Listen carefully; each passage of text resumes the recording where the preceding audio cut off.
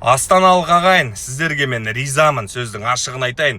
Қолдауларыңыз керемет, мына кітапты көптеп алып жатсыздар. Бауырым қазақ деп шырылдап жүрсің ғой, жазған еңбегің екен, еш кетпесін, маған 5-еуін бер, 6-ауын бер деп кәдімгідей қолдап жатсыздар. Алла разы болсын, ризамын. Қолдауым саған осы болсын, бауырым, кітабыңды алайын деп жатқандарда өте көп. Барлықтарыңызға Алла разы болсын ағайын. Шынымен де міне сенің Жеті атаң деген кітапты жазып шығардық. Алам деуші ағайындар болса, қазақ даласының кез келген жеріне бұл кітапты жеткізуге болады. Тек маған жекеге, яғни личный сообщение дегенге өтіп, нөмірлеріңізді жазып жіберсеңіздер болды. Сіздерге WhatsApp-қа администратор қыздар шығады.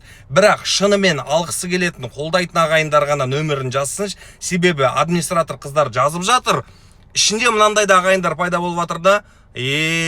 Солай де, жақсы, неге Абзалдың өзі шықпады WhatsApp-қа, Абзал керек еді ғой маған деген сияқты да. Менің нөмірім керек болса маған жаза беріңіздер. Кітап бойынша ағайын, жекеге жазайықшы нөміріңізді. Және администратор қыздар сіздерге олардың да еңбектері бар ғой, жазған кезде игнорировать етпей жауап беріп, осы кітапты алуға тырысайық.